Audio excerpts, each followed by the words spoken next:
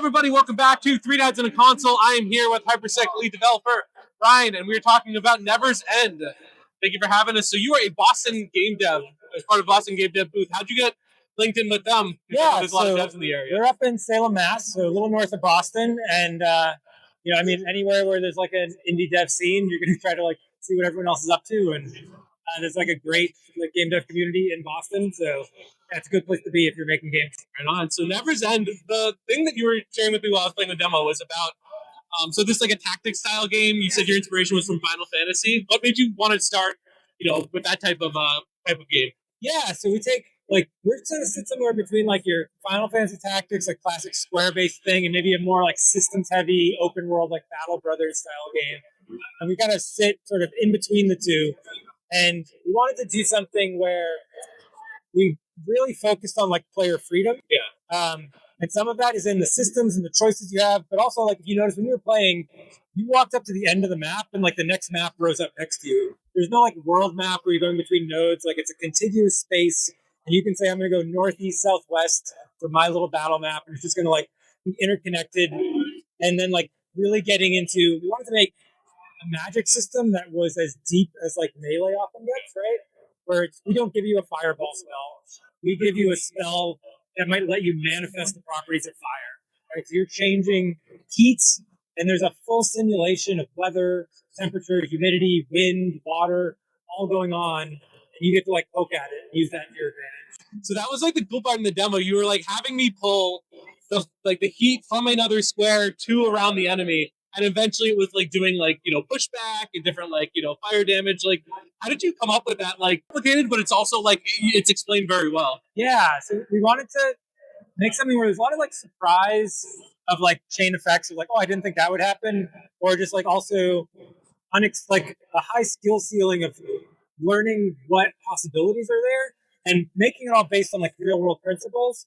Sort of there is that complexity, but you can kind of intuit it, internalize it, because you're oh yeah, if the humidity and the temperature are the same, yeah, the air is going to be foggy. That makes sense. Therefore, in the game, when I get those meters to match up, fog is going to appear.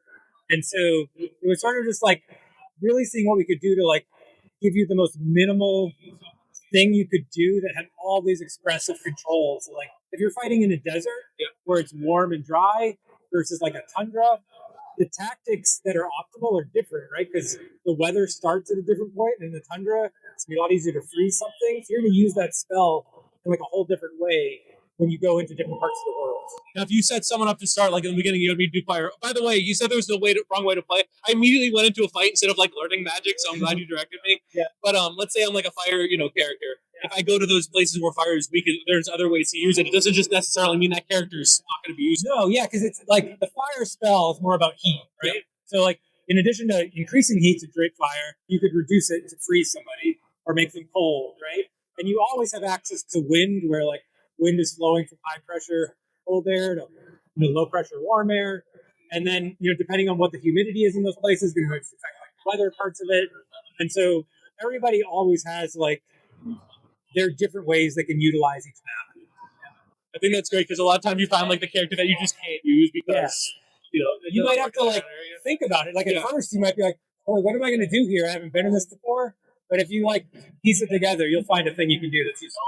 What's the one thing that you're most proud for people to see, that's not captured in the demo? It doesn't have to necessarily be one thing, but what you're excited most for.